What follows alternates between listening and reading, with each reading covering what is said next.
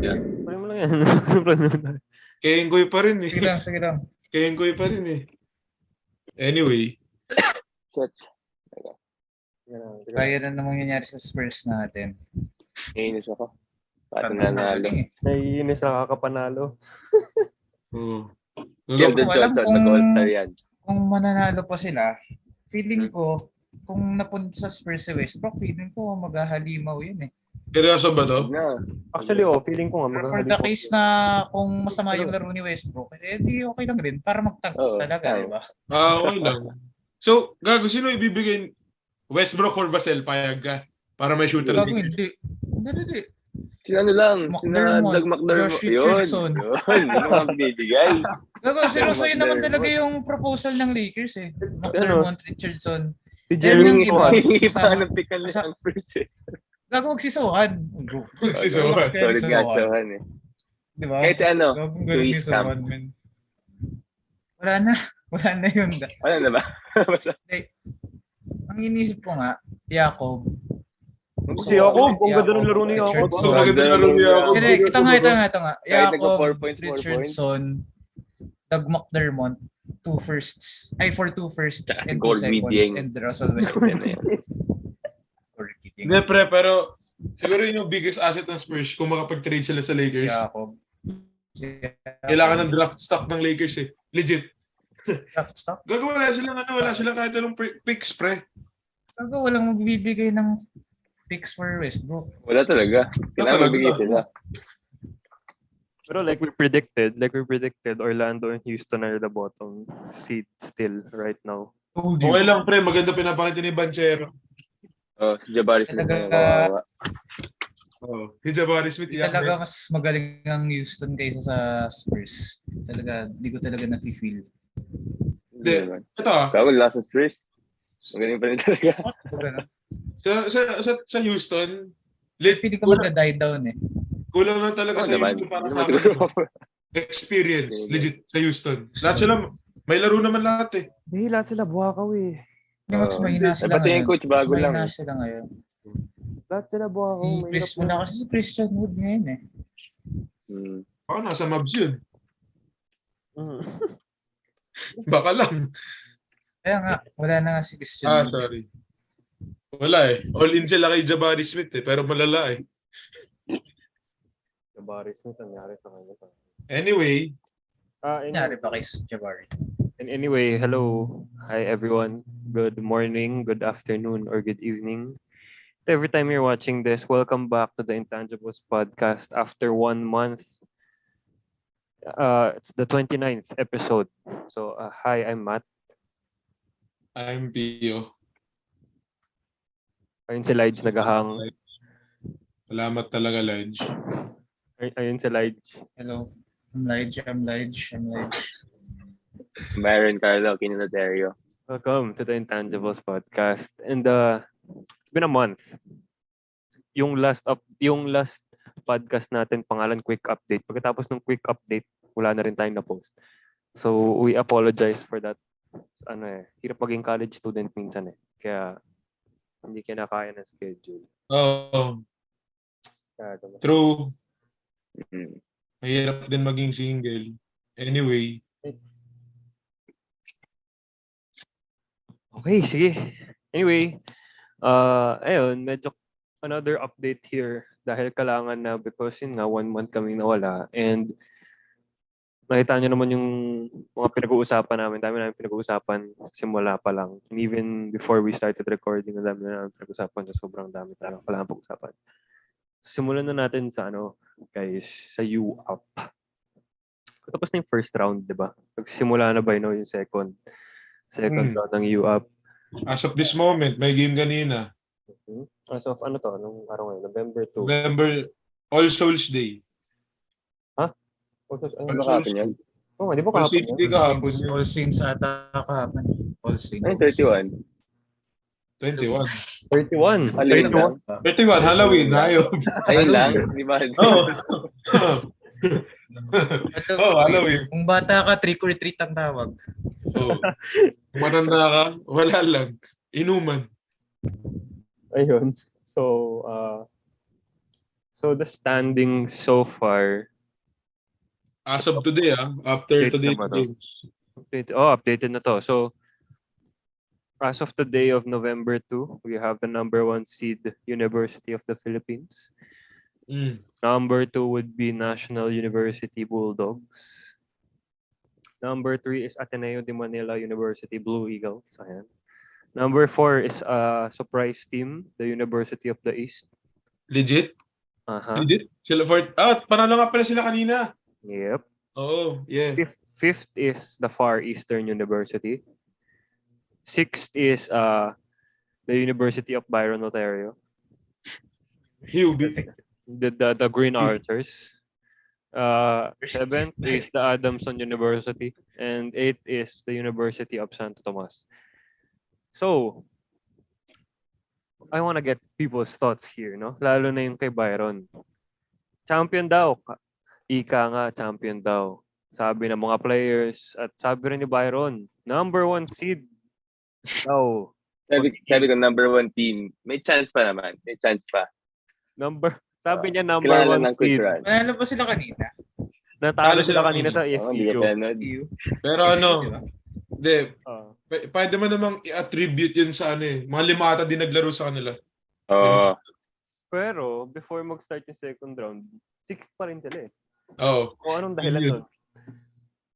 So Byron, Hindi let me get your Bago thoughts, pa ako. no? Kasi Mr. De La Salle here. I need to get your thoughts on this. Wala daw so siya eh. far. Wala daw siya eh. Ano sa tingin mong problema, Byron? Aside from wala ka. Coaching. I feel like it's just bad coaching. And sources tell me, Yan! kapitan na. Yan! Kapitan ng buong coaching staff ng Lasal, which I am hoping for. No shade to Coach Pamaren. Good coach, pero hindi lang siya good for today's game, I would say. Na gumagana yung Pamaren press. I'm impressed na gumagana ng Pamaren press. Pero pagdating sa half-court defense, dun sila nadali. They're even, actually, okay nga yung half-court defense nila eh. Pero they're giving up too many second chance points. So, yung initial defense, maganda. It's just the second, the third, kulang sa effort, and he masyadong relaxed ang Lasal, which was the problem since last season pa naman. And pero kanina, I think it was a good game kasi they didn't have Shawnee Winston, they didn't have Evanelli, they didn't have Mike Phillips, and they still just lost 4 points against an FU team that has crazy momentum after a 3-game winning streak. So I still believe na mag-Final Four sila, and they can still turn it around naman. Let's see, no? Dahil mapapakain ng mga sinasabi itong si Shawnee Winston at saka si Evanelli pag hindi sila umabot ng Final Four. Anyway. Ikaw, Laij, what do you think of the performances of NU, UE, and UST so far? So NU, second seed, UST, Final Four, and then UST last. So ano tingin mo yung mga surprise turnouts to mga to eh? Ano tingin mo yung UST? Wala siya. Well, UST naman. Well, they're obviously the worst team. Diba? So, I don't really know what to say about them. Wala, medyo bata pa yung nila eh. They call this, yung roster nila. UE and NU very surprising.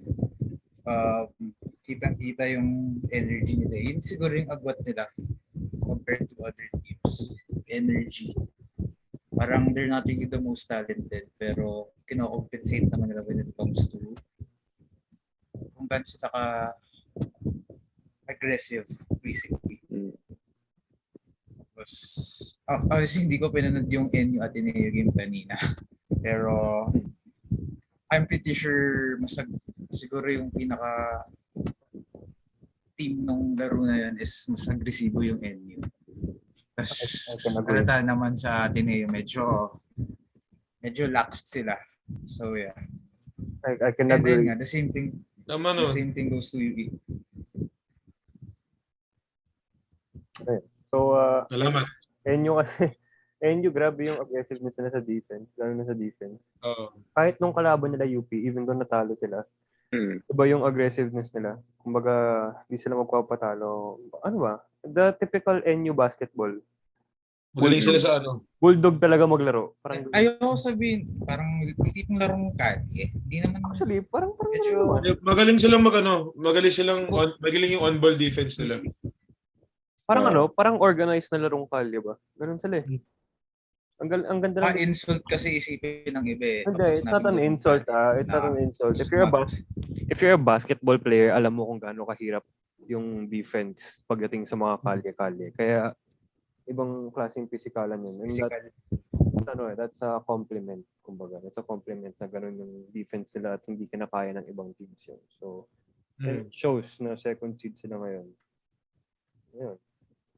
So, NU's deep They're like 10, 11 deep na pwede mo talaga ipasok sa mag-contribute talaga. Ngayon bagay din. Kailangan na rin pag-usapan sa NU, coaching talaga. Magaling last season ko pa sinasabi na kung may Goldwyn, Monteverde tsaka Tab Baldwin, siguro yun yung S tier ng coaching. Nasa ilalim lang talaga nila si Jeff Napa tapos everyone else. Kung pinanood mo kung paano yung game ng Ateneo tsaka Enyo kanina, parang chess match talaga.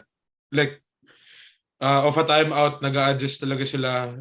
Lalo na yung Enyo. Magaling, Enyo's defense held Ange Kwame to, hindi ako sure pero if hindi ako nagkakamali, 2 or 4 points lang. I think 2 or 4 points. 4 points. So, para magawa mo yun sa reigning MVP tapos, ang dumedepensa pa sa kanya minsan, hindi pa si Omar dyan, si Michael Malonzo, tsaka si Manansala. Para gawin mo yun kay Ange Kwame, ibig sabihin, malakas yung tiwala nyo sa sarili nyo, tsaka dun sa coach nyo. Kaya, para sa akin, no surprises ang NU Final Four. At honestly, ang luck lang naman talaga na team na Final Four, UP Lasal daw pero Luck yan. Yeah, pero sa Lasal, with teams like Lasal and Ateneo, kahit FU siguro, or NU, siguro sa kanila kaya mo attribute magaling yung coaching, lalo ni FU siguro nakapag-adjust na sila. Magaling coaching, pero yung UP talaga, iba yung coaching nila, system, yung players nila, talent, top to bottom, kaya sila lang yung luck. The other teams, alam naman nila na marami silang kailangang ayusin sa buhay. So, sa Lasal, siguro, kay Coach Derek, like what Byron said, half-court defense. Actually, para sa akin, pareho yung problema ng Ateneo at saka ng Lasal. May problema sila sa perimeter defense, okay naman. Sa inside, hindi. And you wouldn't expect those from teams with Mike Phillips and Ange Kwame. Lalo na sa pinakita nila last season, di ba? FEU, wala, feeling ko marami problema yung FEU. Respectfully. But UP is still the team to beat. There's no doubt. Talaga, they're a cut above the rest. Si Kagulangan naglalaro na ulit. Dude, Kagulangan. Oh my God. Naglalaro na siya ulit. Bilib ako kay JD. Kaya, yeah. Si Pio last year pa nahangaan tong si Coach Jeff Napa eh. Palibasa pag nag-shave siya tapos naglagay siya ng salamin, kamukha niya si Coach Jeff. Parang ganun yung itsura niya. Pero ayun nga, totoo naman. Magaling naman ang coach. At napakita naman niya. So, galing. yeah, and ayun, since ang dami mo na sinabi, Pio, tutuloy ko na rin sa'yo. Mr. Die Hard Ateneo fan. So, let's talk about Ateneo real quick. What do you think is going on with them? If they need, dapat lang may improve pa sila. At kung ano man yun. Well, bahagi mo na sa amin. So, but last si Pio kasi siya yung pinakura sabihin. Kaya nga, yun nga, siya nga last. So, sa Ateneo, perimeter defense, ang masasabi ko, magaling naman talaga perimeter defense ng Ateneo. Well, sige, pwede mo sabihin magaling yung defense or wala na talagang knockdown shooter sa UAAP ngayon. Like, there are players who can shoot the 3 ball, pero walang players na talagang like dati na ang rule lang talaga nila designated 3 and D. But they have good perimeter defense. Sa paint, may anch ko kami sila pero yung defense nila sa 4 spot medyo lacking. I think dahil si Kai Balunga is still getting used to the Philippine or UAAP brand of basketball. But wala. So last year ko pa sinasabi, kulang talaga tayo sa 4 spot. Si Josh Lazaro hindi siya built for the Filipino or for the UAAP seniors na 4. Masyado siyang maliit, masyado siyang thin. On offense naman, ano ba sabihin to? Ano ba sabihin na gumaling? Well, yun, in short, kailangan nila gumaling talaga. Kasi, ang nangyayari sa big games, nagbubuhat talaga si Ange, both ends of the floor. Kanina, sabihin ko na lang talagang naka-good game si BJ, 21 points. Pero on an average, hindi mo kayang i-expect kay BJ na magkaroon ng ganong type of game every game. So, players like Dave Ildefonso, na dapat siya talaga yung second best player on the team, hindi talaga yun yung nangyayari decision. Respectfully na lang talaga. Ang sasabihin ko, second best player sa Ateneo ngayon si Fortsky. Pero kahit kanina hindi bad game siya offensively. So siguro kay Dave ayusin niya shooting niya. Legit. Siguro napakalala ng field goal percentage ni Dave. Gusto yung binibigyan ni Pio yung mga UAP. Ganda yan. Ha? Gusto yung binibigyan mo ng advice yung mga UAP player. Tas sino pa naman ako, di ba? Hindi, pero legit, I think this is his worst shooting year ata sa buong college career niya. Low, sobrang baba ng percentages. So, things to work on. Ayun, shooting. Buong team. Well, based sa percentages niya, I would look for Dave to attack more sa basket. Kasi, parang, hindi ko alam kung hindi settling too much. Parang, settling. Pag may libreng 3, take niya talaga agad din. Hindi niya try i-drive or something. I would look for him to drive more. Mababa yung attempts sa free throws. So, ibig sabihin talaga, nagsisettle siya sa jump shots this season, which is hindi talaga dapat, in my opinion. That's not his game. I'm not yung lahat na hindi nilaro niya. Kaya, hindi talaga. I guess you're right about that. Yun. Ildefonso ka eh. Ano talaga yun eh? Loob yun eh. Loob yun eh. You were born to be down there in the post.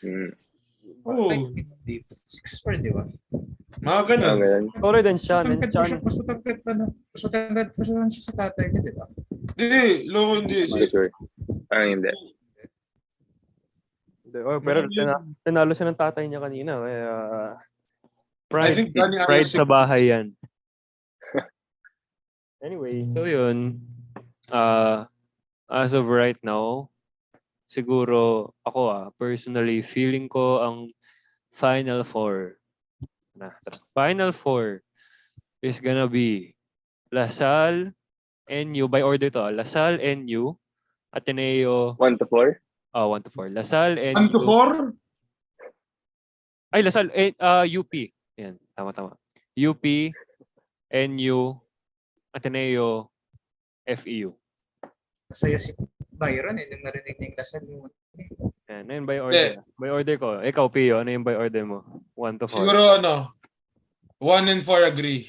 2-3, depende na lang yan sa games na mapapanalunan this second round. Pero the 4 is correct. Magkaka-debate na lang siguro kung saan yung NU at saka Ateneo. Ikaw, Laij. 1-4. Ano record ng LaSalle? LaSalle is 3-5. UP, Ateneo. Number 1? NU, LaSalle. Yun, UP, Ateneo. UP, Ateneo, LaSalle. Okay, so pasok pa rin sa honestly, Final Four mo. Supposedly dapat number 2 LaSalle pero hindi ko kung bakit. They keep on losing. Pero ma-attribute mo yun kasi sa yung roster nila. Parang Hindi ko alam kung bakit hindi sila laging kompleto. Pero if kompleto sila, they're top 2. Clippers sila pre, lagi may ano dyan. Tsaka parating may suspended. Oh, si Nelly, di ba, pangalawang suspension na ba niya? Suspended na siya. Ano ba daw nangyari? Hindi. Parang nakailang ano na siya. Nakailang unsportsmanlike bata. Kaya siya na-suspend. Parang Draymond. Parang Klay Byron. Thompson. Ikaw, Byron. 1 to 4. I'll go UP, NU, Lasal Ateneo. Ooh! Hindi, sa totoo lang. Hindi. Sige, siguro ang luck lang talaga dun sa Final Four UP number 1. Yung, di masuro malaglag ang NU. From Final Four. Feeling ko yun na yung 4, yung 3, depende na lang kung saan sila mag-place. Pero, yun na yun. Yun na yung top 4. So we have FEU and Lasal for number 4 and 3. FEU, Lasal, Ateneo fighting for 3 and 4. 3 and 4. Gago pre, ito. Kung ang FEU umabot ng 3 or 3, kailangan talaga ng overhaul. Pati na sa Ateneo. Yeah, you can never tell. You can never tell. Pre, FEU, 5 talo na. They're winning 4 straight. So, di mo ano yung mangyayari sa parang may momentum sila kaya hindi mo naman nasabi. No hit yun sa FEU pero legit. Ayan. So, that's the AP talk. Siguro before mag-start yung semis, mag-draft ulit kami like last year. Let's see. May tanong pala. Sino picks niyo for Mythical 5? Anong tanong yan? Padrigaw, Winston. Padrigaw? Second place siya ngayon, statistical points. Padrigaw, Winston, Tamayo, Lucero. Kasama ba si Kwame? Hindi kasama si Kwame. Sino yung sentro ba na mas malakas kay Diouf? Si Diouf pala. Yun. Si Winston, Padrigaw, Tamayo, Diouf, Lucero. Siguro si Lucero. MVP. Ano ba yung injury ni Lastimosa? Wala ba? Ewan ko. Nakita ko got carried off Basta ang top 2 ngayon sa MVP si Winston at si Padrigaw. So hindi for I think barring anything yun na yung siguro luck na talaga ang taas ng nila na statistical points sila 70 na So issues aside, nakahanap na ng bagong point guard ng Ateneo. Like parang I've been impressed with his play since last year. Parang laki ng jump niya to season 85 as the lead point. Yung last na nakita ko siya in high school versus now, na talagang number 1 in rotation. Iba yung niya. Ako, ayun nga, issues aside, talagang realistic standpoint lang. Kaya medyo negative ako kay Fortsky kasi he's not a proven winner. Medyo nag-aalangan ako dun sa part na yun. Kasi nga, malaki nga yung improvement niya. Aminado naman ako, kitang-kita naman yun. Pero, no championship sa high school. Wala masyadong nangyari sa kanya sa Gilas. Sa college, medyo alam kong mataas yung statistical points niya pero alam kong may mga point guard dyan na talagang maayos din mag-point guard. So, ako personally, despite the statistical points, I'm still putting JD over him. Hindi, si JD 1 game pa lang nilalaro. 2 games pa lang nilalaro niya. Exactly. And I'm already putting him over Fortsky in terms of how the game is going when he's there. Like, I know... naman. JD pa rin ako. Yeah, diba? Pero kung labanan sa mythical, hindi mag-mythical. Pero yun nga, siguro that's why I'm a bit negative. I feel like for what he's showing, Kian Baclahan is also doing so much better. Rookie of the year, feeling ko, si Baclahan. He's also doing so much better. So like, maraming factor na I don't think, give credit where credit is due na nag-improve talaga siya pero he hasn't proven anything yet. So yun siguro yung part na nag-aalangan ako. MVP ko, MVP ko na. Siguro si Win, kung hindi mag-fall off si Winston Kung hindi mag-fall off si Winston, siya na. Kung umabot siya, Siya yung leader sa steals rin, di ba? kung umabot siya sa kung umabot siya sa point Final Four, siya MVP. Yun nga. No biases aside. If umabot kung- siya sa Final Four, MVP siya. Kung yun, Tama ba yung Final Four? Kailangan alam ko kailangan Final Four. Pasok ka doon. Ba't ka mag-MVP? Paano ka magiging MVP kung Hindi. hindi nakapasok? 6 sila ngayon. Siya pa rin number 1 eh. Hindi, sa Paano yun kung statistical hindi points. nakapasok? Statistical points. Pero, Pero, it's hindi an ako May yun ba silang basis? kung hindi ako nagkakamali, kailangan, Final Four yung mo. Yung, Has anyone ever been an MVP na hindi kasama sa Final Four? I don't think so. may nag-MVP, hindi nag-finals. Si Kiefer. Yun, finals nga, oo. Pero, alam ko kailangan Final Four. Si Kwame nga last year. Umabot naman siya ng finals. Pero alam ko Final Four lang. Natalo ata Ateneo sa inyo nung time na yun eh. Nung si Kiefer nag-MVP. Pero, Dalawang beses yun. Dalawang beses na hindi nag-finals. Final year niya. Nanalo sila sa FEU, di ba? Talo sila sa FEU. Oo. Lang sa FEU. Lang Macbelo ba yun? Belo at saka si Yung kay Macbelo. Belo. Yung parang game win na natin ni Belo. Yun yung game winning, yung follow-up niya. Yung follow-up ni Belo. Ni Belo. Yun. Pero if hindi nakapasok sa Final Four si yung Lasal, I feel like Carlo will get it. Depende sa depende kung ano yung stats, pero hindi yung sagot ko. Pag nakapasok si Shani sa Final Four. Siya MVP. Agree. Pag hindi siya nakapasok si Carl yan. Sigurado. I agree. Wait, eto. Since napapag-usapan na yung UAAP, diba? Marami nagtatanong sa akin na what if daw si Kai Soto, diba, nag-Ateneo mag-college? Kung mananalo ba Ateneo? Ang parating sinasagot doon is, yung 1 year na naglaban-laban si Carl Tamayo at saka si Kai Soto sa UAAP Juniors nung grade 11 tayo, hindi nanalo si Kai ng championship. Kasi na-shutdown siya sa fourth quarter ng NU. Bro, it was Carl Tamayo and Kevin Kiambao, bro. Carl Tamayo at saka Kevin Kiambao yung dumedepensa sa kanya nun. Yun yung sasabihin ko agad. Hindi. Pero, Kai, Kwame, Dave, SJ last season. Nung nagsama si SJ, Dave, and Kai Soto sa high school, they beat NU. Pero wala si Carl Tamayo nun. Wala ba siya nun? Wala siya nun. Pero, residency nila yun. So, kung si Kai nandun last season, si Diouf Tamayo, Spencer, Richie, ganun pa rin. Hindi, kasi tingin ko kasi ang nangyari lang last year is nahihirapan talaga si Ravi Verano. You have 7-foot Kai as your power forward. May hirapan ng UP doon. Sa bagay. Lalo na yung mga attacks nila. Yung offense nila, parang attack si Richie, ganyan, sa loob. Tapos kung malibre lang si Carl, saka kick out. Kung si Kai, medyo malabo. I mean, criticism aside, malaki pa rin naman in-improve ni Kai ngayon eh. Diba? Even though nag-underperform. Dahil malaki pa rin improvement niya. Dahil nag-overshoot siya. Si Kai dito, pero kung nandito si Kai, same din ang ginagawa ni Carl Tamayo. If hindi si Kai umalis ng Ateneo, agree ako kay Byron, same lang sila ni Carl. Kasi, kaya lang naman nag-jump yung ni Kai. Pagkatapos siya mag-grade 10, nag-pro na siya eh.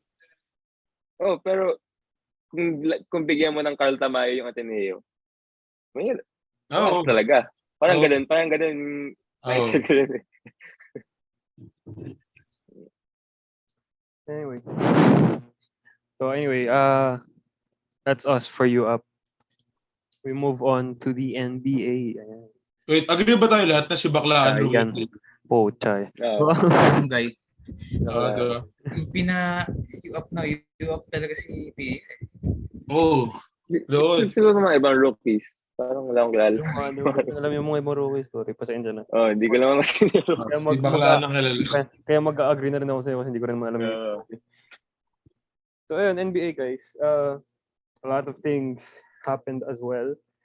So, let's give a quick update on the standings again as of November 2. Okay. For the East, by order again, Milwaukee, Cleveland, Boston, Toronto, Atlanta, Philadelphia, Chicago, and New York. That's the top 8. Then it goes to Charlotte, Washington, Indiana, Miami at 12, Brooklyn at 13th, Detroit, and then Orlando. So, East, medyo as expected except for the Miami one, I guess. And then Orlando, sinabi naman na natin from the start na wala mag-iiba sa kanila. So, that's that. Detroit though, medyo disappointing kasi ang ganda ng combination ni Jaden Ivey at saka ni Cade. Pero let's see. This is the start of the season. For the West, again, 1 to 15. Got Phoenix, Portland at number 2, Utah at number 3, San Antonio at number 4, Pelicans number 5, Denver number 6, OKC number 7, Memphis 8, Minnesota, yung championship or bust, number 9, Dallas 10th, Clippers 11th, Golden State 12th, Sacramento 13th, LeBron at 14th, Houston at 15th. So yes, that's that. Again, expected ko yung LA, whatever. Ang hindi ko expected is Minnesota, Dallas, Clippers, and Golden State to be that low. Also, did not expect Portland, Utah, San Antonio, and OKC to be in the top 8. So, based dun sa predictions natin, medyo ibang-iba yung West. Yung East medyo malapit pa eh. Pero yung West sobrang iba sa sina-expected na. I had Portland at like 14 or 13. Now they're number 2. So, yeah, you know, grabe ka nga naman. Putang ano sila? Oo nga, parang si Mac, parang surprise na surprise. Akala mo mid-season. Surprise talaga ako, bro. Surprise talaga ako kasi they only have Dame, bro. 7 games ata out of 82. Relax. Relax. Surprise now kasi they're winning, right? They're winning. They have the momentum of winning. 50 game losing streak pa ang Spurs. Huwag ka mag-alala. Sana. Okay, so wait. Since fans tayo ng mga team sa West, no, let's talk about East first kasi may feeling ko sa West tayo magtatagal. So let's talk about the East.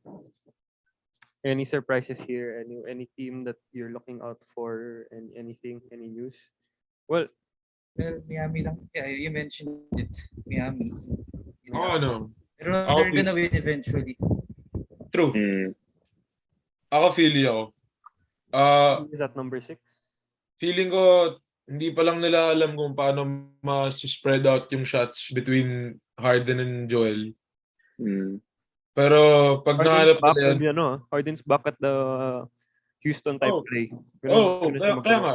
Like, last season naman, puta, wala eh. Like, he wasn't taking... Parang yung shot, yung number of shots na tinitik ni Harden now versus last year, ibang-iba. So, syempre si Embiid, hindi pa siya sanay dun sa play na yun. At the same time, siguro hindi pa rin siya sanay na si James Harden yung nagbababa ng bola.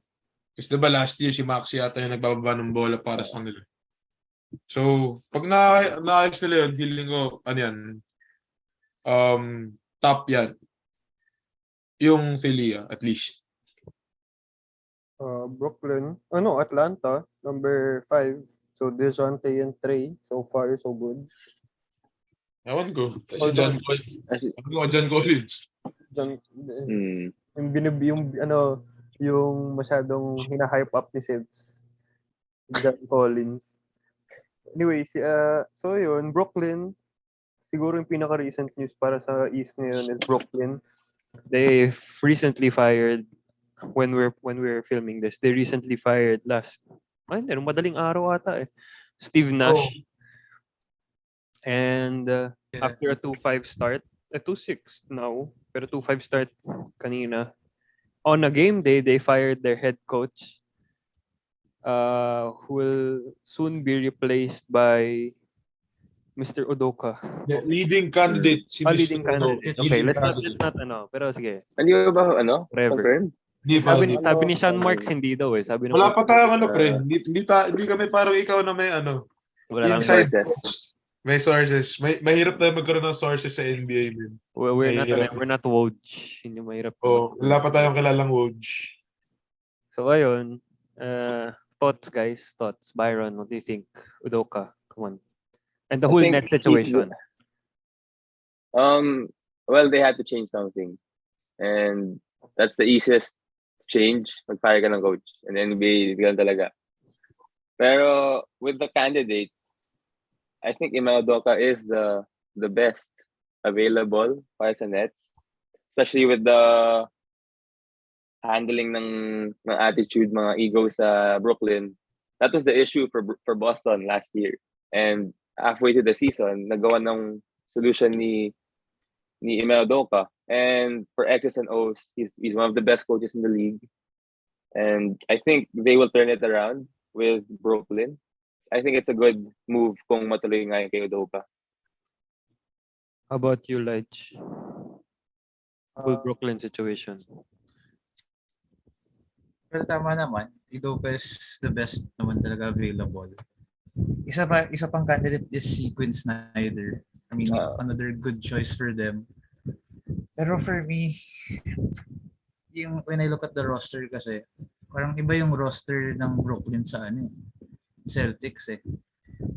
If you remember last year, Celtics were struggling at first. Pero yung chemistry kasi ng Celtics, magagal na silang magkasama eh. Samantalang yung Nets, I don't know. Parang medyo, hindi pa sila Ang gulo eh, ang gulo. to each other eh. So, although malaking tulong yan na kasi assuming na Udoka's gonna be the coach na talaga, there's still a lot of questions when it comes to the team's chemistry and yung roster nila. Kasi unang-una, it has to start with Kyrie and KD. KD naman is doing his part, pero Kyrie rin, meron din kasi siya. May mga, what they call this, outside antics siya ngayon eh. Yung malala yung Pero, outside antics. Yeah. Leaving that aside, they need to do to each other rin. Pero that's a good step na rin to get Ime Udoka if they get him. Pero it really comes down to the players din.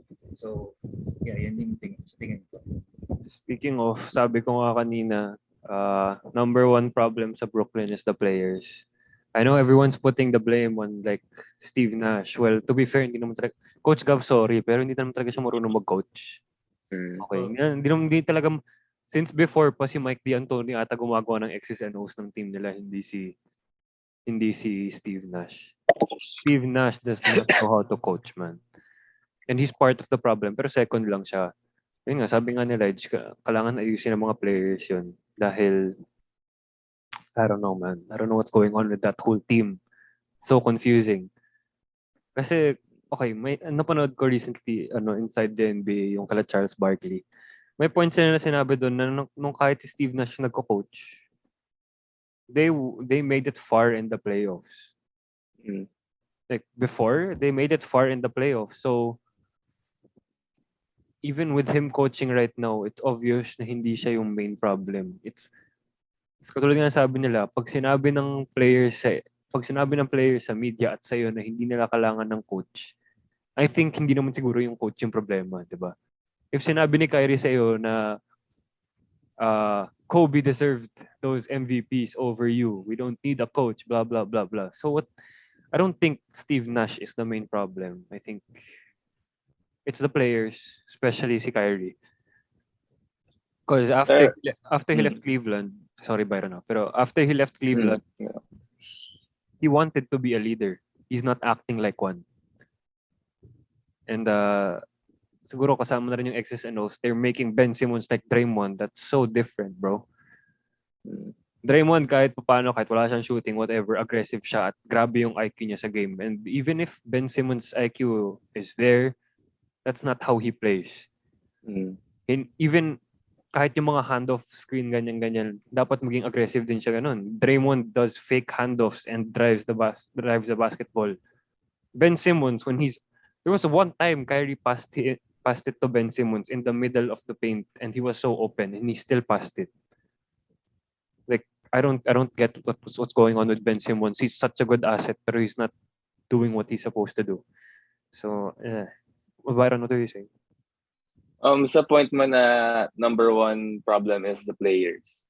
Well, I think the players' problem is they don't respect the coach. Ayun, sa bagay. So if you have Ime Udoka, I don't think that the Nets players would be like that towards him. Kasi sinweep lang niya yung Nets eh. So they have their respect with Ime Udoka. So I think adding Ime Udoka fixes a lot of problems besides coaching lang. Yeah, yun nga. May Udoka is, again, one of the top tier coaches na from last year. I feel like he could bring a lot to the table as long as he gets that team together. Siguro, may magagawa. Pero akin lang, personally, si Kyrie talaga problema eh. Yung kay Ben Simmons, I feel like ganun na siya matagal na eh. I don't know what you can do about that. I mean, sa kanya na yun, that's the problem for himself. Pero si Kyrie, it's a problem with himself. It's a problem with other people in the organization. It's a problem with teammates aside from KD. So I don't know what you can do about that. Tama yung nag-agree ako dun sa sinabi ni Byron na if Ime Udoka lands the job, then it will not, hiring him as a coach will fill up a lot of holes. Pero yung problema kasi ng Nets, iba yung problema nila as a team, iba din yung problema nila kada player. So, yung example si KD, siguro ang number one issue pa rin sa kanya is health.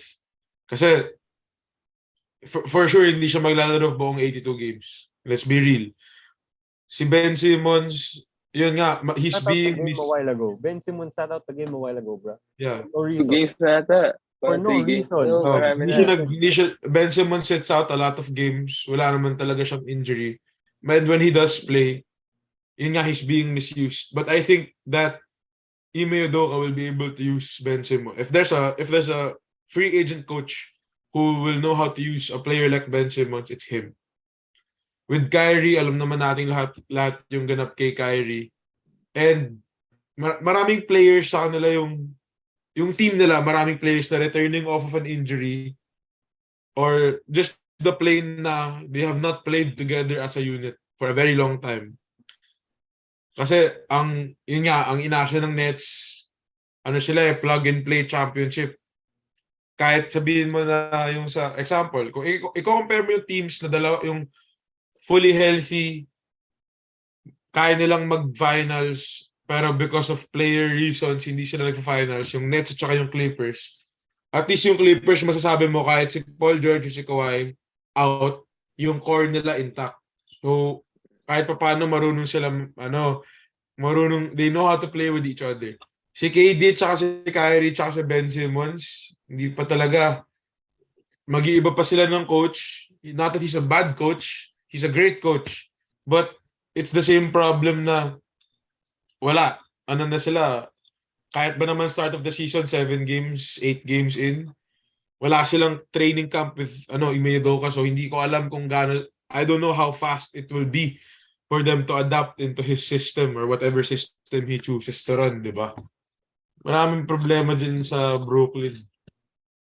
Wala. Okay ka lang, Pio. Okay ka lang. Parang may Nalaro ba si Seth Curry ngayon? Injured. Ata. Si Joe Harris nandun. May gusto lang. Injured Seth Curry. I just wanted to... I mean, it's safe to say naman Brooklyn is basically the Lakers West, di ba? Ay, Lakers East. Lagi yung main difference lang though is, alam natin Lakers, mumulelat sila eh.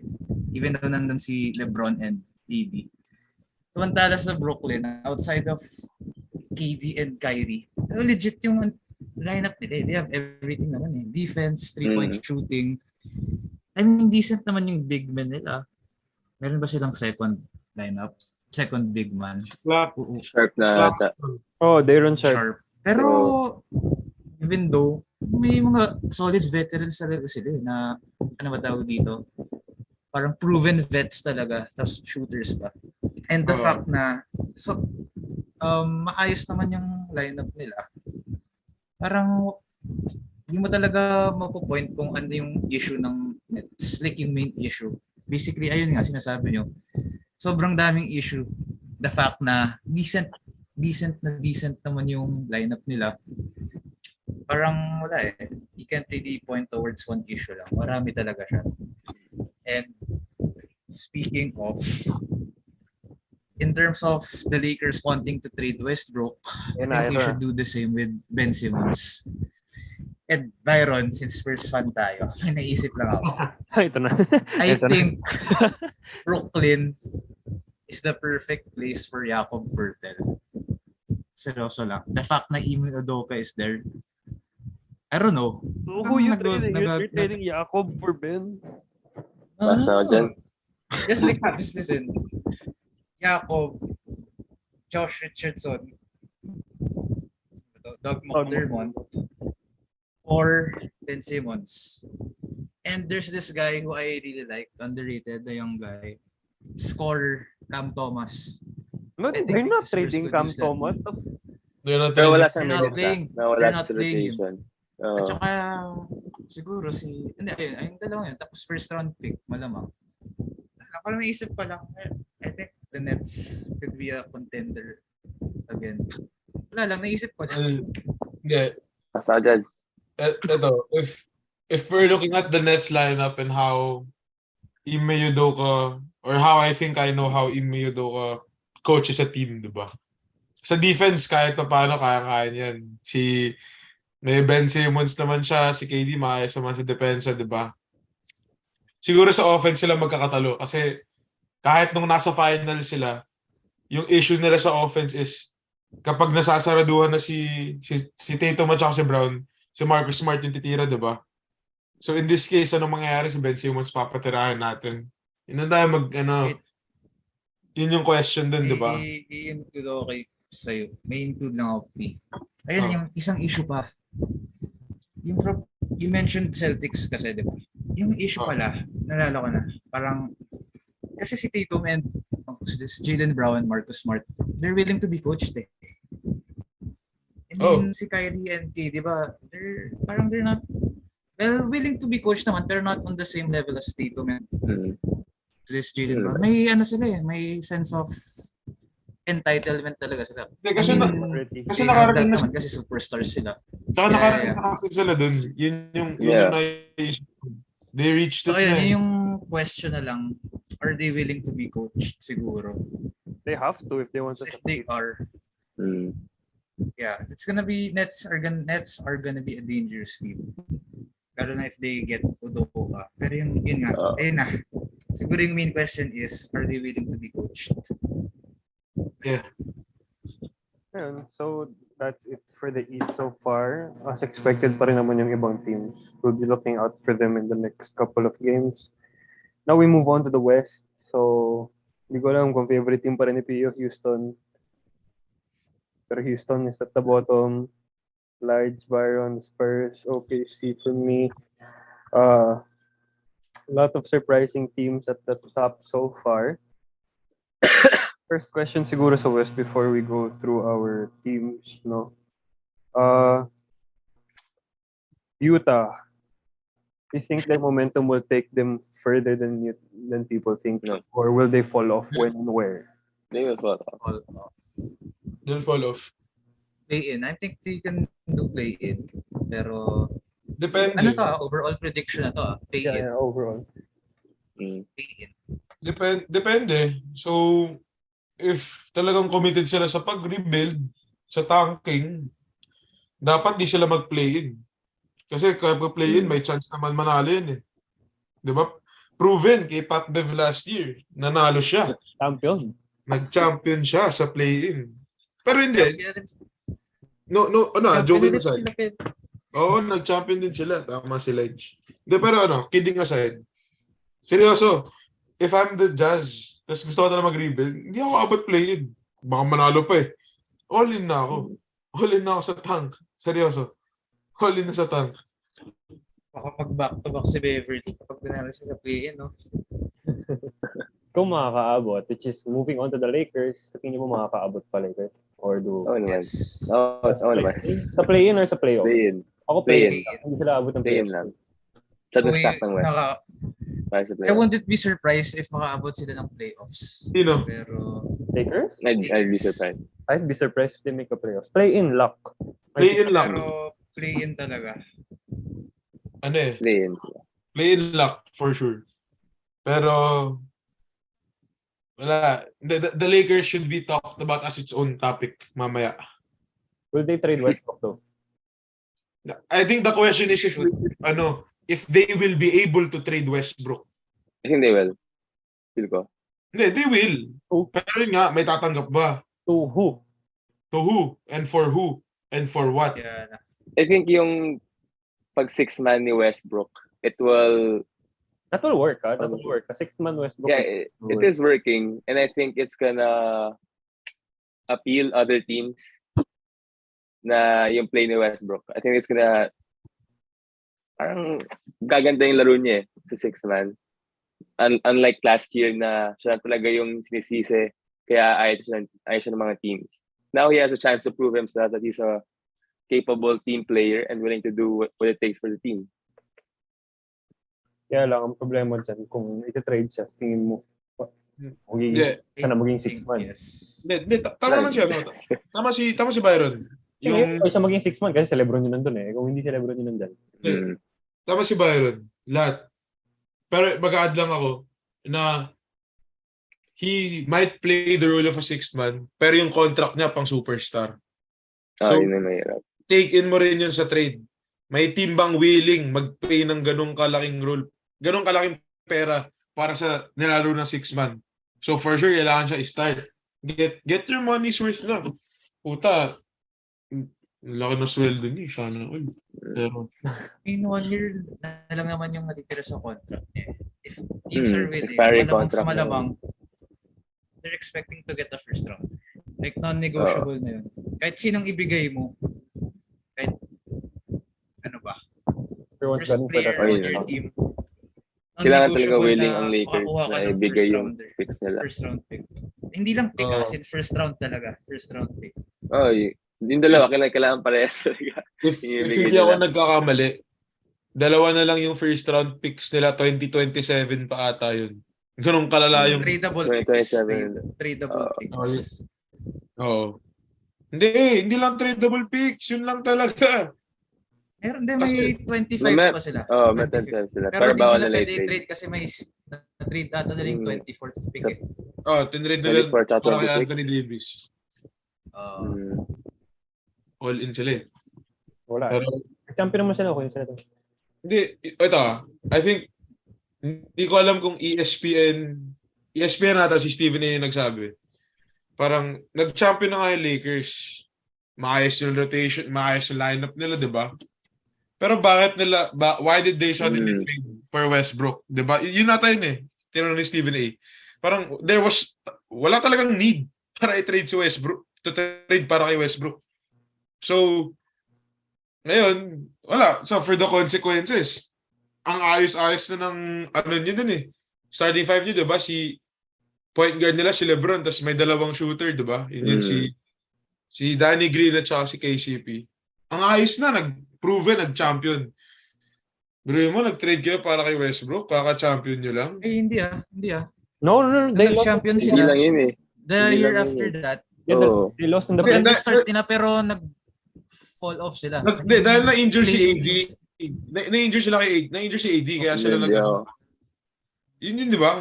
Nung natalo sila sa Suns. Pero, nag-champion ka, tatanggalin mo na JaVale, Yeah, pero you're gonna get na Danny very drained Green. kasi. Bakit mo gagawin yun? Nag-champion ka, tapos you blew up the team. That's what I'm saying. Because they were all Nung time kasi na yun. They were all expiring. Nung time, yeah. At that point, they made space for, di ba? For Harrell and Schroeder. Parang, may proven winners ka sa team mo. Bakit kuha ka pa ng gano'n? Legit. Well, to be fair, Nung time kasi na yun. To be fair, you have to adapt. I feel like adapt to what? No, I feel like if they go on another year, I don't think they're winning another championship. After their championship year, I don't think they're winning with the same team. I don't think they're winning another championship. Gago at least. Hindi, pero Ang issue mo ba, is they traded for Westbrook? Hindi lang yun. Like, parang kay Byron, like, pero mo nag-champion kayo. Lahat ng moves na ginawa nyo as a team, sobrang questionable after that. Like, Hindi, pero man nag-all-in kayo kay AD, diba? Kaya nga wala silang draft stock ngayon. Nag-all-in kayo. Tapos kaka-championship nyo, nag-create kayo ng space para kay Montrezl Harrell at saka kay Dennis Schroeder. Knowing full well na yung kaya kayo nanalo ng championship dahil si LeBron, may shooter kayo. Di ba? Tapos So, hindi kailangan mag-center ni AD. Like, AD was the 4 for the whole playoffs. For the Lakers. Malaking bagay din nun. Tapos, like, if yung question is mag-a-adapt sila sa to what? Adapt to what? I don't think they're winning. Siguro nga hindi sila magka-champion. Yeah, Agree. Pero hindi sila yung 2021 first round exit. 2022 hindi sila nag-playoffs. 2023 ang dinedebate na lang ngayon ang highlight ng Lakers season si LeBron matalo niya yung scoring record ni Kareem. Pero in just 3 years, 2 years pa nga eh. Kasi literal na si LeBron, AD lang tinira nila eh.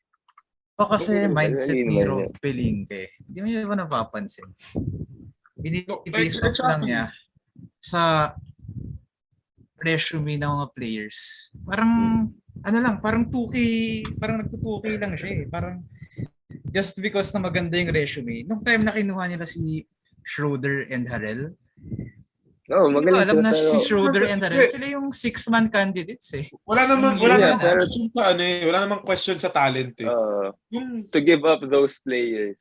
Kaya nga, yun yung issue talaga nila. Parang si Rob, parang ganun eh. Although, yun nga, may resume sila. That's not what you need. To get players like that. At that time, para sa akin, hindi. No, it makes sense to get players like that. Kasi nga, sabi nila, mga head ng mga 6-man, So, syempre. Yeah, pero I didn't see Harrell's fit at all. Kinuha nila si Carmelo kasi all-star yan eh. Yeah, ito. If hindi nag-champion yung Lakers, sige, baka mag-agree pa ako na yung parang kukuha tayo niyan kasi yung resume. Nag-champion sila eh. Tsaka dahil towering talaga sila. Laki nila sa loob. Tapos kukunin mo center si Marc Gasol na hindi naman na rim protector. Nag-fall off na from his all-star days. Champion sila questionable talaga. Contento sila siguro nung nakuha nila si AD. Di ba kasi si AD, big name. Akala nila it was gonna be the same thing when they get another big name and more big names. But in fact, hindi. Hindi naman, hindi nangyari. Yeah, that's the Lakers right now then. Anyway, Pio, favorite team, Houston. Kamusta? Favorite team. Ayos lang. Young team sila eh. Well, wala naman expectation. Siguro yung letdown lang talaga si Jabari Smith. Di ba, emote siya nung draft. Hindi siya top 2. Lain na si Mangot niya. Lala nung pinapakita. Saan ko pinapakita niya ngayon? Di ba actually, di pa ako updated sa Houston. Sila talaga sa team. Sila as a team. Marami silang, like, it's what you'd expect from a young team. What you'd expect naman.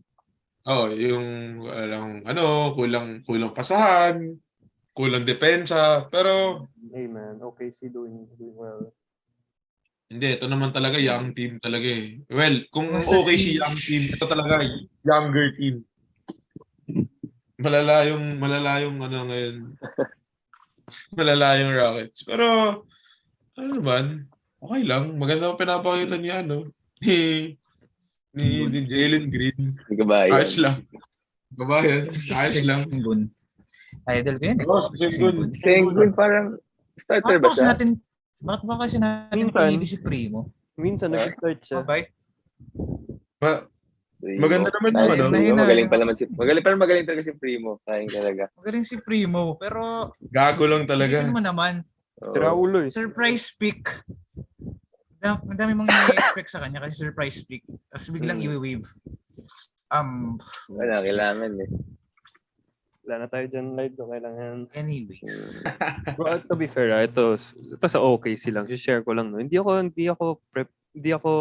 like watching from how they played last year and this year. Hindi ako prepared na ganun yung energy nila.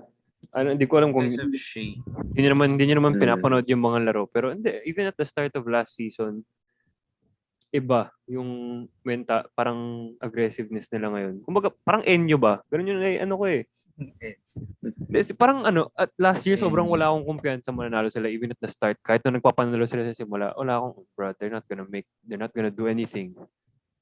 Ngayon, nung pinapanood ko yung mga laro nila, parang parang iba yung kumpiyansa ko ngayon sa kanila eh. Kahit gusto ko si Victor, pero parang, alam mo yung, parang okay na sila sa lineup nila. Yung kumbaga hinihintay na Pa lang naman bumalik si Chet. naglalaro si Chet eh. Yun nga, hinihintay na lang nilang bumalik si Chet, tapos okay na sila. Parang, yun na lang, kung develop na lang sila from here on out. Oo. Yeah, I mean, ano naman, ika nga ni Luka Doncic, di ba? Third, top 3 defenders si Ludort. Yo. And then Western Totoo. Conference Player of the Week si Shea. Through 3 games, he averaged 32 plus points. Congrats.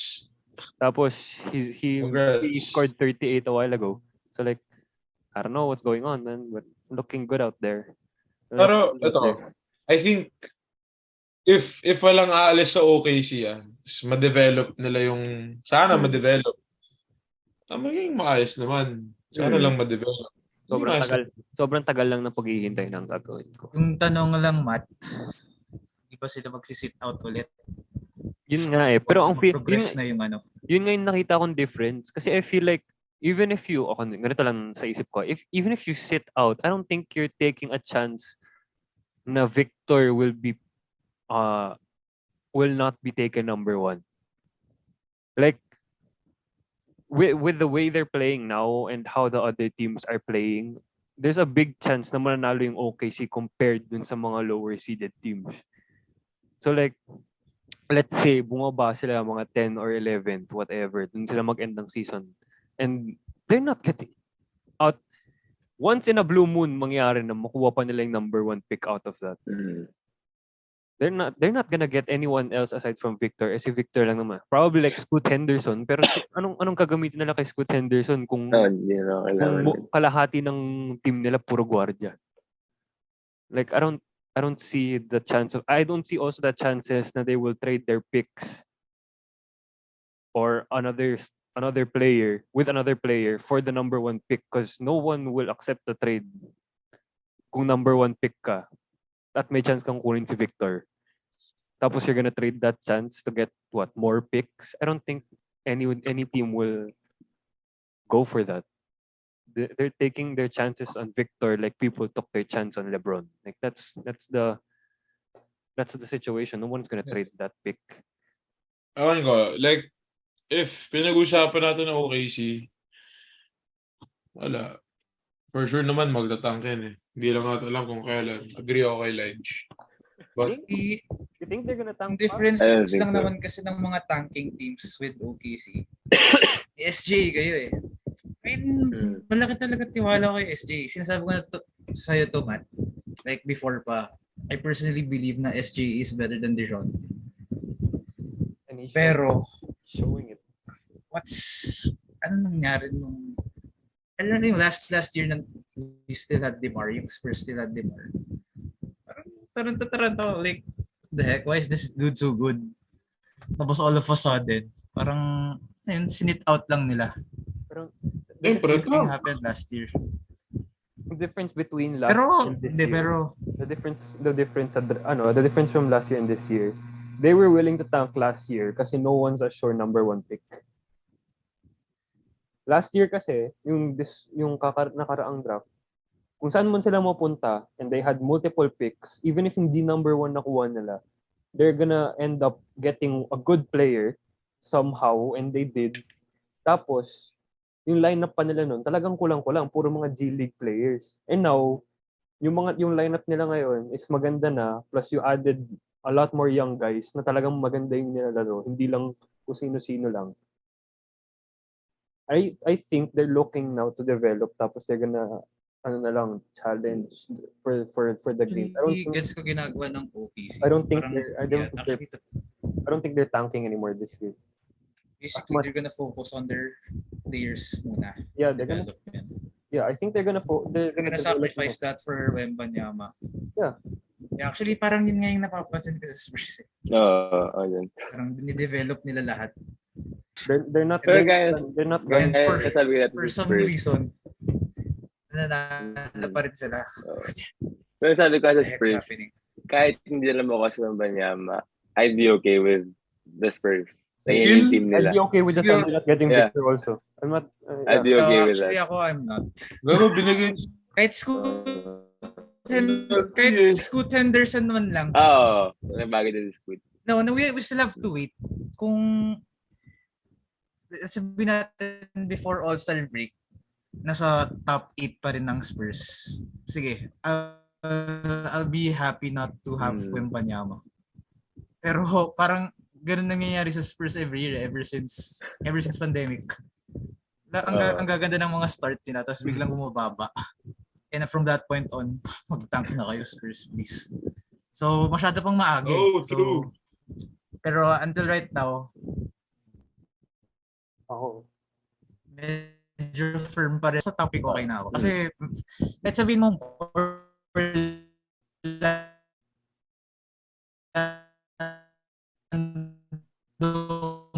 magic ka, wala ka pa. Gusto ko lang i-bring up kasi parang malakas yung maraming may belief na Time out. Naglalag ako, wait lang. You were saying, Pio. Basta ako sinasabi ko lang, kahit whether or not we tank or whether or not SGA and Giddy suddenly gets like rested for some odd reason, I'd be okay with not getting Victor. I'm fairly satisfied with the team that OKC has right now. Si Laij, basta si Scoot Henderson okay na sa kanya. Sa akin sa Houston, wag niyo na kunin si Scoot Henderson, puta, kulang tayo sa bola. Uy, yan ka ba? Wembanyama rin naman ah. Ano naman sa Wembanyama? Pero big naman si Victor. Gago, big naman yun. Puta ka na, imagine mo, backcourt mo si Scoot Henderson at Jalen Green. Wala Tapos talaga mararating yun. May KPJ ka pa. Tapos, May Deshaun Tate ka pa. Nagbabarja rin sa Wembanyama eh. Hindi, pero ano yun? Pag least Wembanyama the mapunta sa 7-4. Rockets, hindi makakuha ng bola yan. Sure yun. Sure Makakuha ng bola. Sure yun. Gago, imagine mo na. Puta, tapos Ganun lang naman sa Jalen Green. Ganun lang. si Scoot Na Henderson. makikita na side mirror yan eh. Puta, si Scott Henderson din. Yun din, hayop. Kapag napunta sa Rockets yun, wala talagang pasahan. Ayun na, siguro, shoot around pa lang, kulang na bola dun. ito tanong ko. I mean, sa Spurs kasi wala kasing point guard Spurs ngayon eh. Si Trey Jones ng Kaya okay, Steve. Okay, tanong ko. Kung ako kunwari, sa Thunder, dahil okay lang sa akin hindi mo kuha si Victor, ako para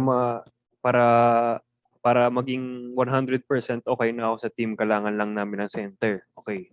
Yun yung example ko ha. To be honest, kailangan lang ng center at okay na ako sa team na yun. Bahala na mag-develop ng players.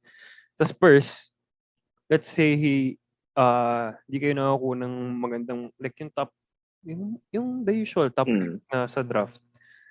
What adjustment do you think they should make? In terms of develop. like adding players ko nun, kung kailangan nyo ba ng center, kailangan nyo ba ng forward, ano ba? Point guard. Point guard. For the first time, kailangan ng Spurs ng point guard. Puro point guard sila. Dati center yung hinahanap nila eh. Ngayon, lakas. Point guard. Galing ni Pertin eh. Si Primo na si dapat. Pwede talaga yung Primo. Kulat lang ako kasi surprise ako dun ah. Kasi akala ko parang walang tiwala. Pero nung nalala ko, kaka-extend lang ng Spurs to ah. Suddenly, parang hindi. May nangyari. I swear, may nangyaring sobrang malala para nagulat ako kay Trey Jones. Akala ko bangko-bangko lang. Pero formidable point guard siya. Okay. Sa akin yun. Grabe kaya production ni Trey Jones. Sa fantasy ko siya. Nung nagsisit out si DeJounte, parang solid. Pero ito, si DeJounte. seryoso, kung mapunta man sa Spurs si Wembanyama or si Scoot, win na sa kanila yun. Para sa akin. Talaga, kung yun win. Win na yun. Yung ano kasi sa Spurs, I'm not sure if you guys are watching, pero I'm sure Byron napapansin mo to. Ang ganda talaga ng sistema ni Coach Pop. Just the reason why he's the GOAT. Sorry if I'm biased, pero sobrang unselfish nila. First basketball na naman nakita ko, 2014 all over again. Kasi wala silang main guy eh.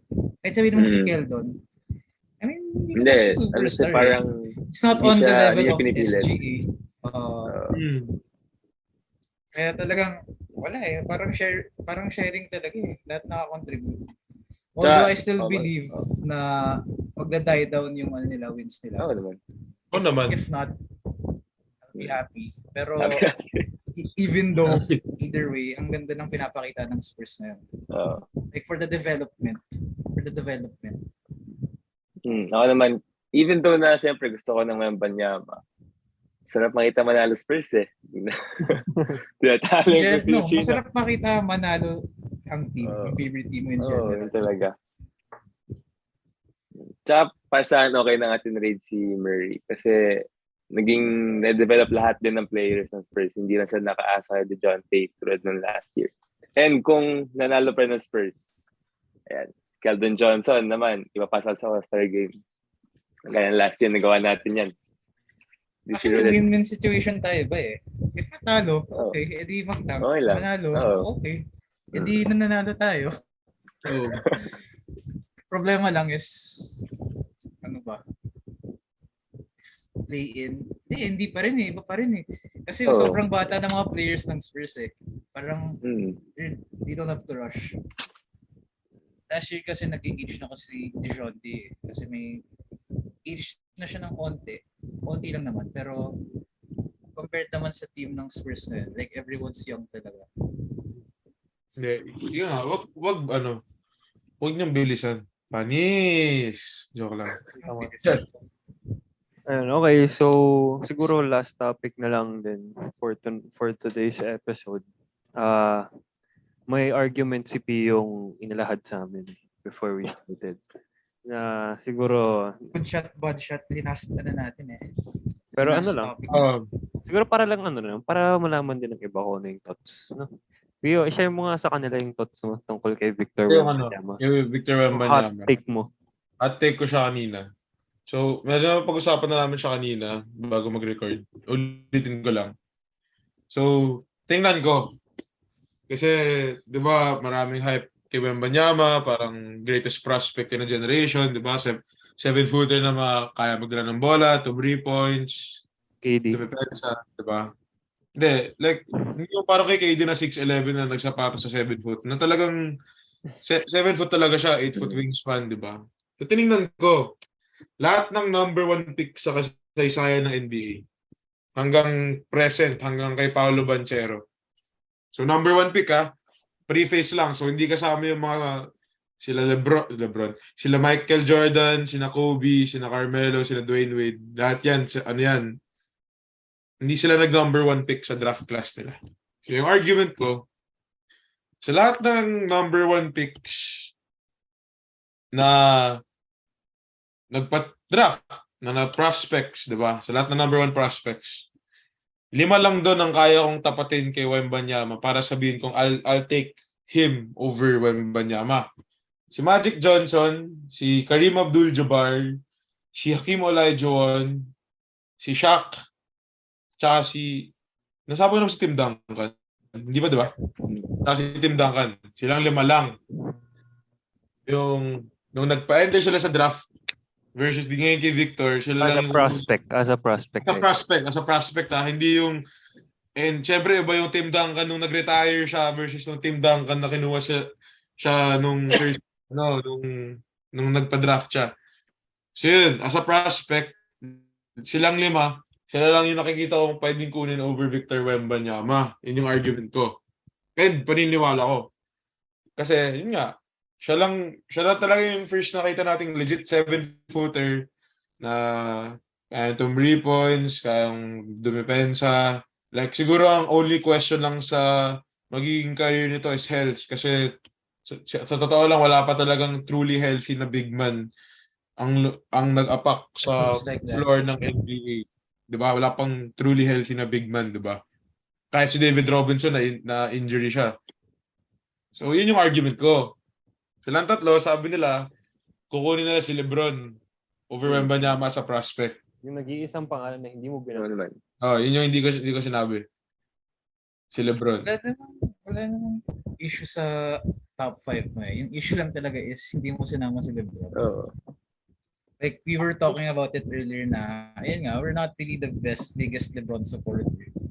Like, we know Michael Jordan is the best. It's better. He's better over LeBron. Narinig mo yun, Pero Sam? kahit Narinig mo na- yun? Samson, narinig mo yun? Every time talaga nawala si Samson, talagang, yung episode natin. May parinig tayo eh. Every time Pero nawala si yun nga. Samson. Pero yun nga, I mean, yun naman talaga yung issue. As in, you have to include LeBron rin. Kasi even before Wembanyama, I think LeBron is the best NBA prospect, the league has seen. Prospect. Prospect. And speaking of prospect nga, I think sinabi ko, like, all due respect. As a prospect, I'm not including Tim Duncan to be in there. Sa mga sinabi niya. Like, he's a Hall of Famer. Ang galing niya, multiple-time champion, whatever. But that's in his career na, right? Like, nung natapos na. That's what we said about him. As a prospect, for you to include, again, no disrespect, Tim Duncan as a prospect and not include LeBron. 4 years siya nag-college eh. And, Ibig talagang, NBA ready na talaga siya at that point. and that's yun nga yung point ko talaga. Yun yung point ko. Like, high school LeBron was built different. NBA High ready. school pa lang eh, He mabata was pa lang. NBA ready at his freshman year of high school. And you didn't even include him. Kasi ito if I'm a GM, ngayon, and kahit noon pa, in 2003, if I'm a GM, kung bibigay mo ako si high school LeBron versus Wembanyama now, pipili ko pa rin si Wembanyama. Wow. LeBron, no? Wow. Explain ko sa'yo. Wow. Basically, mention mo, di ba, you're gonna pick Tim Duncan kasi NBA ready siya, marami siyang experience. Di ba? If that's the case, Keegan Murray, 23 points per game. Mga 3 years siya nag-college. If that's the case, ba't hindi siya number 1 pick this year, di ba? Yung if prospect kasi, Paolo Banchero's NBA ready and he only had 1 year. if you're a prospect kasi, no, I mean if you're a manager, tapos you're looking at prospects, big deals para sa kanila yung, alam mo yun, yung age. So, the younger, the better. Kasi, makita sa career yan longevity yan And if you see na sobrang bata, tapos sobrang NBA ready, unusual yun kasi compared sa 3 years ka nag-college, dami mong preparation. So, expected talaga na you have to be NBA ready. Dapat magaling ka na at that time. Kaya, si LeBron, we're picking him kasi hindi pa siya nag-college to. Pero grabe na yung pagka-NBA ready niya. So, yun lang. Yun talaga yung dahilan siguro why you have to include LeBron kasi out of high school. Out of high school, isipin mo si Zion, nag-college pa siya. And he was NBA ready for 1 year. His body was NBA ready in high school. Yeah. Yun. Sige. Pero I stand by it. Kukunin ko pa rin si Wembanyama over LeBron. Legit. And may addition lang ako dyan kay Wembanyama. Wembanyama over any prospect. Ito may addition ako kay Wembanyama. I think Wembanyama should be thankful na Luka Doncic is Luka Doncic today.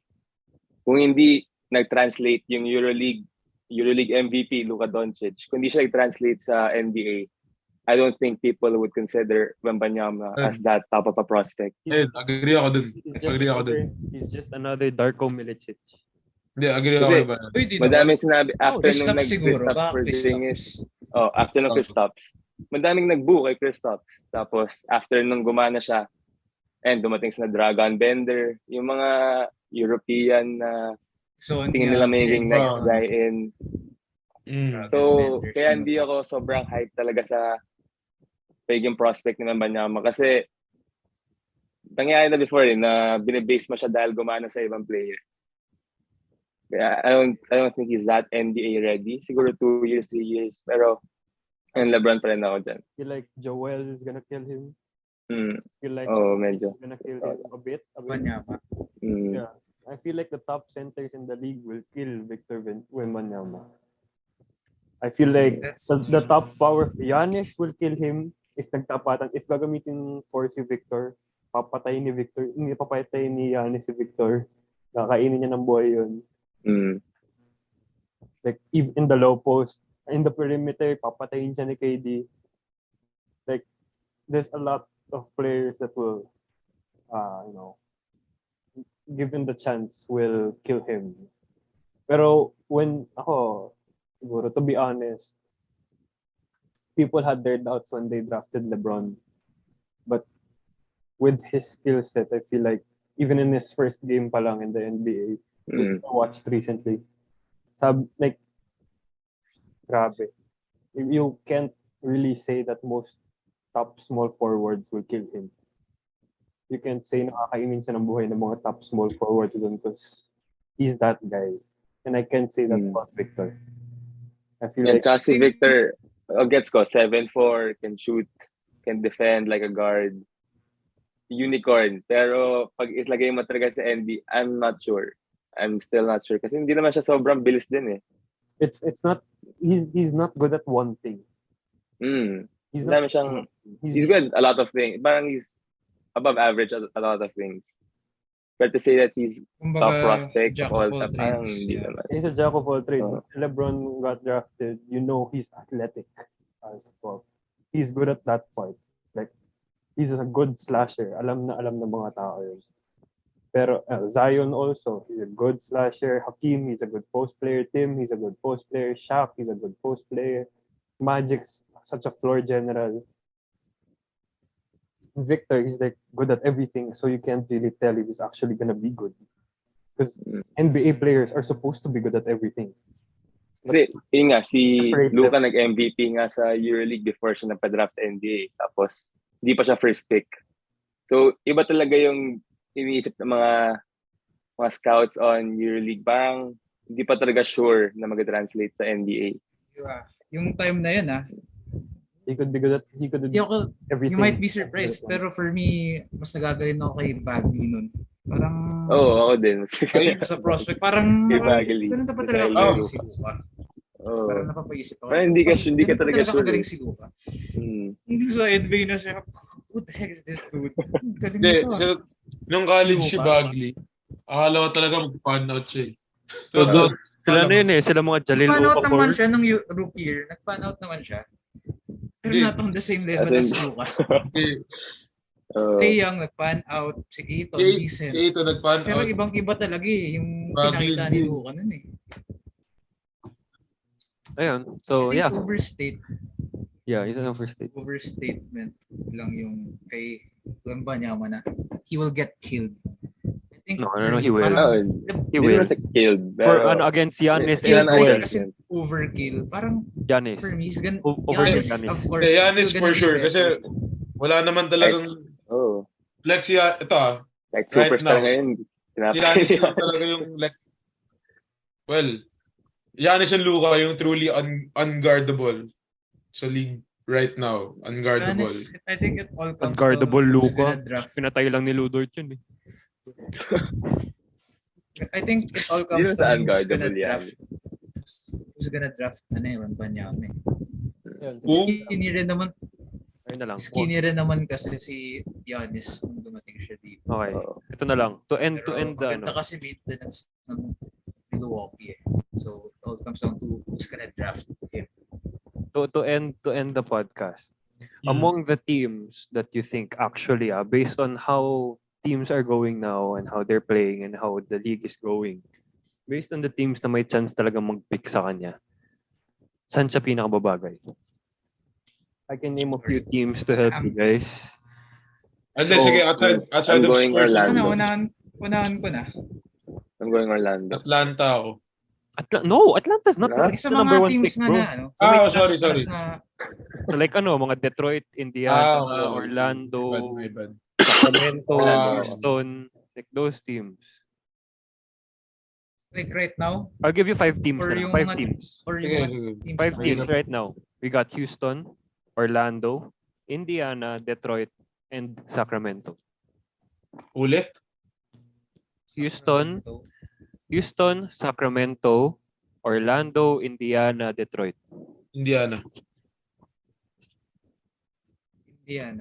Indiana. Kasi Tyrese Haliburton. May Haliburton at among saka those five, Buddy. Among those five. Kasi yun yung may pinaka-chance na makukuha. Among those five, Wait, Indiana. time out. Does Indiana have their pick? Gandang tanong. Hindi, oo. Feel ko oo. Okay, so yun, Indiana. Indiana ako. Kayo. Among those teams. Among those five teams, Indiana. Orlando ako. Orlando. Really? Kasi I feel like he doesn't have to play big. Wembanyama. Wembanyama. He doesn't have to play big. Wembanyama, Franz Wagner. Ano yan, Byron? Sorry. He doesn't have to play big kung nasa Orlando siya. Ang dami nila ng things eh. So he's gonna be like 3-4. Kahit interchangeable nga sila ni Banchero. That's a big lineup. Ang laki ng team na yun. I think Bol, Mo Bamba, Banchero, Franz Wagner. I don't think he's gonna play big. I don't think he's gonna. Hindi ko play four. Pag-play siya ng 4, he has to play 4. Baka ma-shorten yung ano niya kasi. Yung ano niya. Nakita mo yung mga 4 these days. Sobrang physical kasi. Agile na yung mga 4 ngayon. I mean, agile naman. Agile naman. Pero iba yung athleticism ng mga NBA players, right? Di ba? Pero para sa 5, parang masyadong malakas ng 5. He's not supposed to be a 5. Para siyang parang kailangan niya ng, kung siya si Kai Soto, kailangan niya ng Gio-Chu. He needs to kapag ganun. Kailangan niya ng partner na big talaga. Na talagang like siya yung dedepensa sa A better version of Gobert and Kat. That's what they dapat. Kung si Wembanyama si Kat, kailangan niya ng Gobert. Yeah, he needs that. Miles Turner. Yung dedepensa talaga sa loob. Miles Turner. Yun. I think Miles Turner is gonna get traded, but was whatever though. 4. I think he needs a Giannis. Yung agile. Hindi naman yung ganun kagaling Yung ganun ka agile tsaka ganun ka versatile. Sino ba yung wala akong naisip? Si Costas. Giannis. Pero feeling ko hindi kasi mag-bulk up eh. Si Wembanyama. Kailangan niya ng bulk up like Banchero, ganun. He needs a big kaya nga siguro Orlando yung perfect fit. Siguro Orlando or Toronto. Kaya Toronto, I don't think they have a chance on the number 1. No. He needs a big. Labo ng Toronto. He needs a big man's big. Like for real. Parang Spurs lang Toronto eh. Actually, parang ganun. Spurs ng East, parang... Alam mo, mahina pero ang ganda kasi ng chemistry nito eh. Rico Hines Basketball kasi yun, yung mga players na yun. Rico Hines Basketball. He needs a big man's big. Like, gago si Sabonis at saka si Wembanyama, walang depensa yan. Or like, sa 4, walang depensa. Kahit nga Steven Adams lang eh.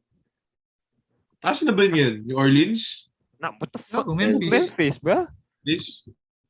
He needs like a Valanciunas or a Vucevic. He needs those type of centers. Vuce? Huwag naman Vuce. Mga drama. If magpo-4 siya. If magpo-4 siya. Magpo-4 siya. That's the type of players he needs. Concern ko lang talaga kasi yung sinabi niya yun eh. Concern niya yung health eh. Parang for me, mas safe talaga if he plays the 5. No, if he's the 4, it's gonna work out sa Orlando and Orlando only. Siguro 5 sa offense, pero sa depensa 4. Actually, hindi. Parang sino ba yung mga 4 ngayon na 4 sa offense? Kung 4 sa offense, hindi Kain. Kain tsaka Giannis. Sa iba, hindi. Kain, hindi makakain siya kasi mas maliliit yung matchup. Hindi, kaya that's what I mean. Iniisip pa lang sinasabi. 5 on offense dapat. That's why Byron, when he said Orlando, bagay na bagay talaga. Kasi yung Orlando, kahit mga 7-footer yung mga yan, kahit saan sila pwede maglaro. Kaya yung Toronto, may isa silang lineup na 4 silang big. 4, parang ganon. 4 yung Siakam, Scotty Barnes, Boucher, at saka si Carlo. Hindi Barnes, si Achua. Achua. 4 yung power forward nila. Kasi wala silang true big eh. Wala Oo. silang center. Yun nga, parang alam So, binabawian na lang Sama-sama nila sa height. Pero Hindi, pero ganun yun. Or Apat power forward nila, tapos yung point guard nila si Van Vliet. Legit. Pwede yun, to be honest. Pwede naman talaga yun. Kasi kung, like ano, ito na ng example, like Houston, what they did nung bubble, they have no true center, pero kung mag-defend sila, compact. Parang kinocompact nila. So, pag ganun yung ginawa mo with a lot of big players like Orlando, kagana yun. Yun ba yung era na si Westbrook yung jump ball? Oo, di ba? Yun. Hindi, James Harden pa ata nag-jump ball nun eh. Whatever. James Harden. Hindi, si Robert Covington. Si Covington pa nag-jump ball. Kasi mas maliit pa yung sentro nila kay Covington eh. Si PJ Tucker. PJ Tucker. Okay. Ayun, anyway, yeah, that's our thoughts. Medyo mas mahaba naman to compared sa last episode namin dahil marami nga naman talaga nangyari. And watch out siguro the next few episodes kasi again, like I said before, this the final four ng UAP,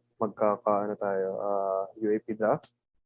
And we'll continue, since NBA is back, we'll continually update about the NBA. Again, sorry kung walang episode. Di lang dahil college, dahil medyo mahirap mag-update tungkol sa PBA sa Gilas na paulit-ulit na nangyayari. So, nakakatamad ng panoorin.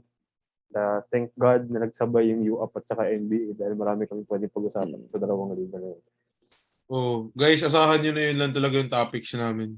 Unless may mangyari talaga sa na kailangan pag-usapan sa iba.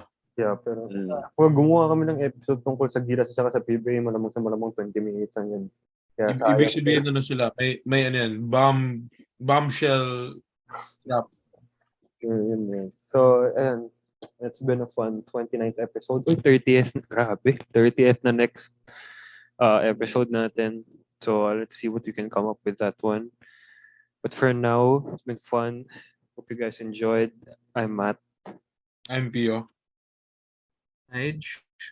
Byron, Carlo, Aquino, Leuterio. Peace out, stay safe. Sa mga naapektuhan ng bagyo, sana nakarecover na kayo. Yeah. See you guys next time. Peace. Yeah, keeping it down low away from the rest. I know food on